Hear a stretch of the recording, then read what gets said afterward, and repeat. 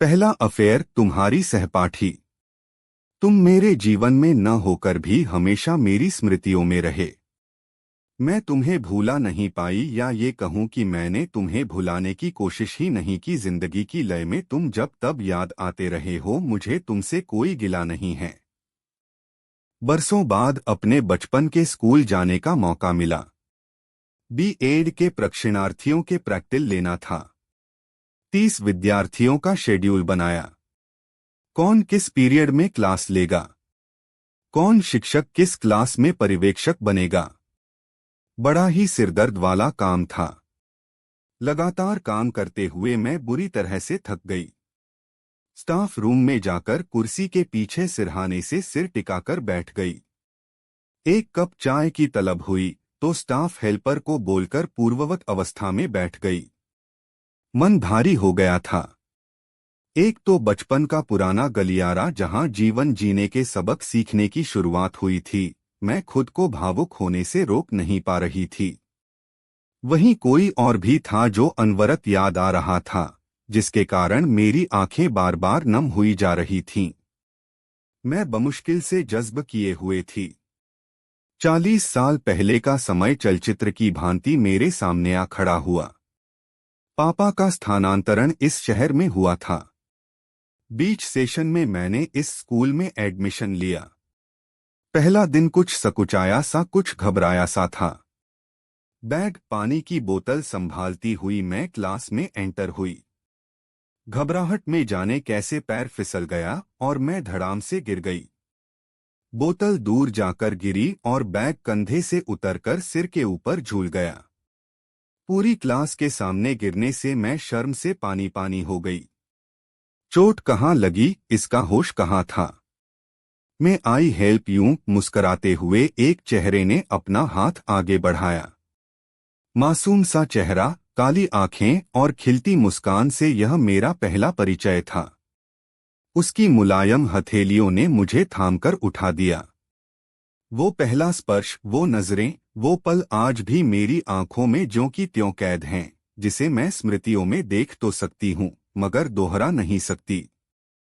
तुम मेरे लिए अधूरे ख्वाब की तरह हमेशा मेरे साथ रहते हो। जरूरी नहीं कि हर ख्वाब मुकम्मल हो जाएं, कुछ ख्वाबों की किस्मत में अधूरा रह जाना ही लिखा होता है।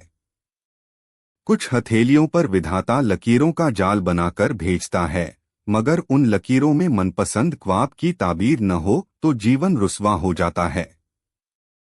हाथों की लकीरें बेमानी हो जाती हैं और हथेलियां खाली रह जाती हैं। उस दिन के बाद मैं तुम्हारी मुरीद हो गई थी। सोते जागते तुम्हारा ख्याल रहता। 10वीं के बाद मैंने बाकी क्लासेस उसी स्कूल से पास आउट की। फैकल्टी अलग होने के बावजूद हम दोनों की यदाकदा बातचीत हो जाती थी। आते जाते जब भी नजरें मिलती, होठों पर मुस्कान आ जाती। मेरा प्रेम तुम्हारे प्रति बढ़ता ही जा रहा था, लेकिन तुम्हारे दिल में क्या चल रहा है, इस बात से मैं अभी तक अनभिज्ञ थी। मैं अपने सारे राज अपनी सहेली जैसी दीदी से शेयर करती थी। एक दिन उन्होंने कहा, तू जिसके सपनों में दिन रात खोई रहती है, जिसके लिए अपने आप को जाया कर रही है, एक बार उससे पूछकर तो देख तू उसकी मोहब्बत है भी या नहीं। दीदी की बात सुनकर झटका लगा। 12वीं की फेयरवेल के दिन मैंने तुमसे अपना हाले दिल बयां कर दिया। तुम सब शांति से सुनते रहे।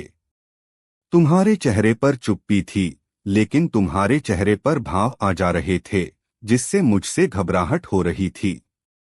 मैंने तुम्हें एक सहपाठी से ज्यादा कुछ नहीं समझा। मेरे मन में तुम्हारे लिए कुछ भी नहीं है, यह सुनते ही मेरा दिल टूट गया। तुम तो मुझे दोस्त भी नहीं मानते। इश्क करना तो दूर की बात थी। उस दिन से हम दोनों की राहें हमेशा के लिए अलग हो गईं। तुम मेरे जीवन में न होकर भी हमेशा मेरी स्मृतियों में रहे। मैं तुम्हें भूला नहीं पाई, या ये कहूँ कि मैंने तुम्हें भुलाने की कोशिश ही नहीं की। जिंदगी की लय में तुम जब तब याद आते रहे हो। मुझे तुमसे कोई गिला नहीं है। तुम अपनी तरफ से साफ थे, यह तो मेरे ही दिल का कसूर था, जो बिना सोचे समझे तुमसे इश्क कर बैठा। मेरा इश्क अबूझ पहेली जैसा। जिसे मैं खुद ही न सुलझा सकी। उलझे धागों की गांठ जैसी मैं न खुल सकी न बंधी रह सकी।